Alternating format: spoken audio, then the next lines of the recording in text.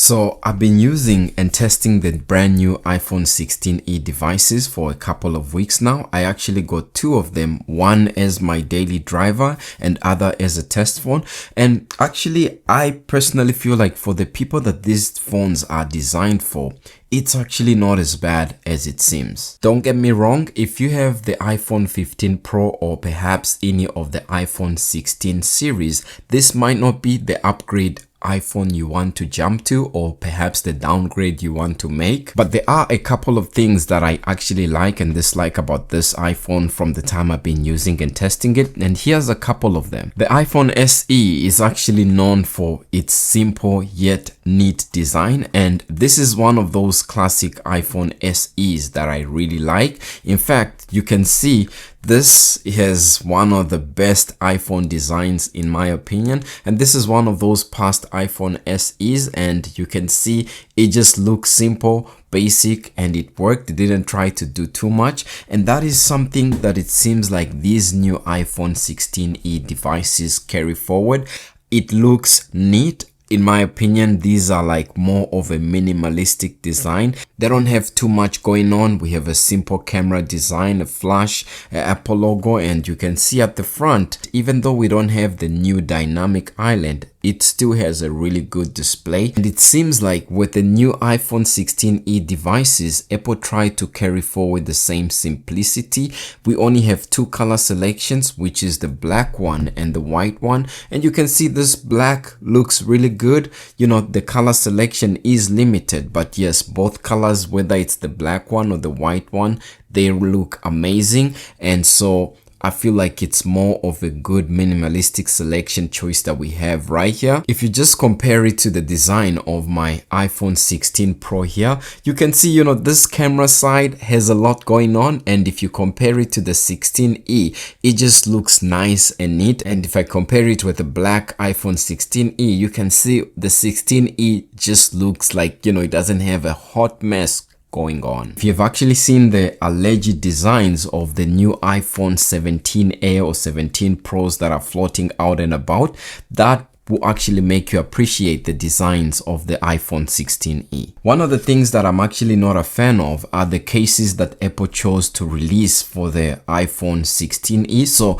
we have no clear case, we have no leather cases, we only have silicone cases, but Apple is still charging almost a premium for silicone cases. And the thing they got wrong is the fact that those silicone cases have no MagSafe built in. Already, as you might already know, you know, it's now like an iPhone custom, you know, almost each new iPhone has MagSafe. And if you don't know what MagSafe is, MagSafe, you know, is this feature that the iPhone has that allows it to magnetically attach to other devices. You can see whenever I put my 16 Pro in a case, I always like that animation. It makes a sound. I can always put it in my car dashboard, and like, you know, it holds it using that magnetic touch. And at the same time, if you have other accessories such as wallets and so on, you can magnetically attach them to the back of your phone, which the 16e iPhones don't have. But you can get a case that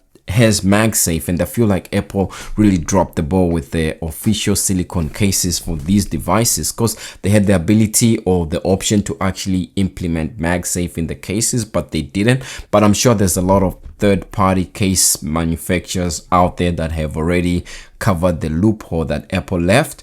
And you know, if you're a person that's coming from the previous SE, then you actually didn't have MagSafe. So it's not a big thing, or it's not as if you're missing out on a big feature since it's something you never had. And I also like the fact that, you know, now if you are a person that's moving towards one cable usage or one universal cable for all your devices, now the new iPhone 16es actually have USB-C, so you can essentially use the same cable to charge your Mac, to charge your iPhone, your iPad, or if you have like a Windows computer, you can also use just the same cable to be able to charge. I also like that now finally, when it comes to the new iPhone 16e devices, Apple has upgraded the internal storage. You can see now the starting storage is actually 128 gigs and not the 64 gigs that we used to have. So for all the colors of the iPhone 16e, this is the base storage, and for a lot of people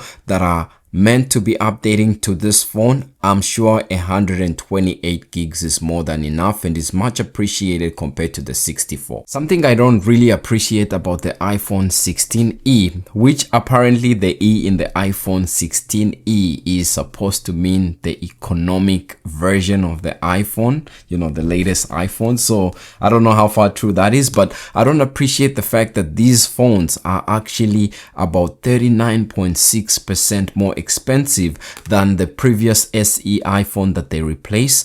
And you know, the previous SE used to be, I believe, $430, but this one comes in for the base starting 128 gigs starting at $599. Now, of course, if factoring inflation, which is about, let's say, put it at an average 5% each year, that would mean over a period of 3 years since the last SE came out, that would put us at 15%. But this one is almost, let's just say, for around 39.6%. That's 40% more expensive than the previous SE.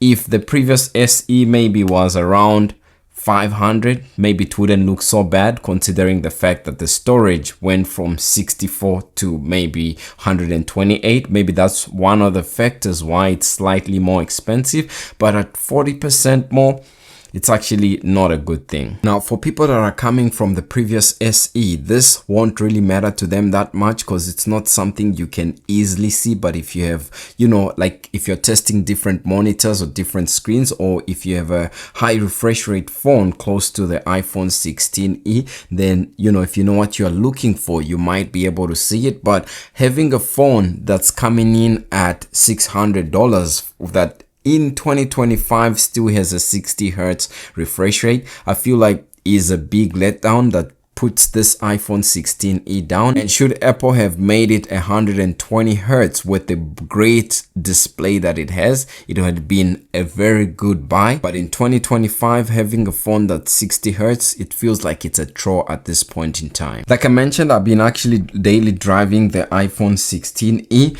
and comparing it to my 16 Pro, because, you know, my main SIM card is here and then my work SIM card is in this one. So I was testing more of like connectivity and how the C1 chip, the cellular modem that's now in the new iPhone 16es, is supposed to hold up compared to like the new flagship iPhone 16 Pro. And actually for me, from the testing I've seen, I haven't been able to see major differences. It feels like it's more or less the same.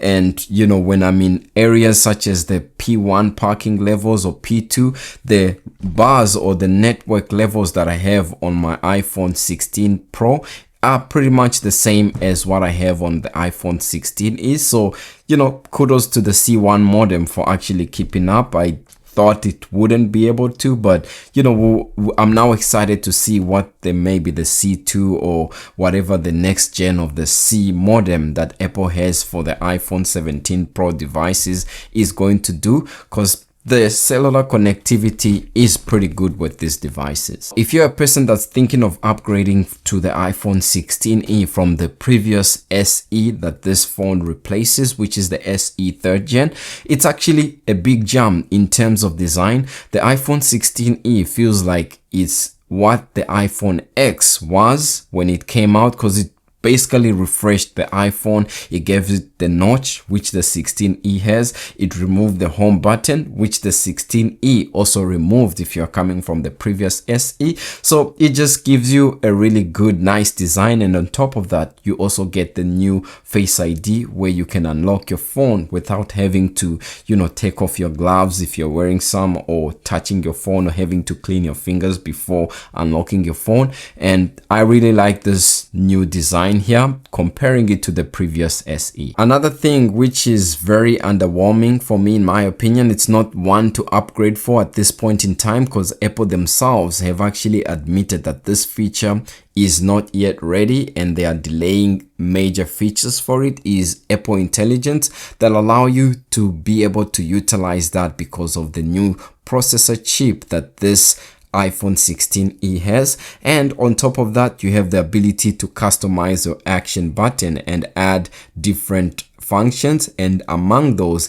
is actually the ability for visual intelligence, which you might have to upgrade your iPhone in order to see, but that's something that's good. And you can see, you know, if I press and hold this button, it initializes visual intelligence, which it utilizes or uses Apple AI. But at this point in time, Apple mismarketed the Apple Intelligence abilities. I think they overmarketed by a large margin, but the 16e has the ability to get Apple Intelligence if that's something that you are into. So these phones, at least for the people that they are meant for, you know, people that are upgrading from an older iPhone, like, you know, the iPhone SE 3rd gen, which this iPhone 16e replaces, this is a good phone. Or if you have maybe the iPhone XR, or you are looking for a cheap phone which is not too old, if you go to the Apple Store today and say, I want the latest, cheapest iPhone,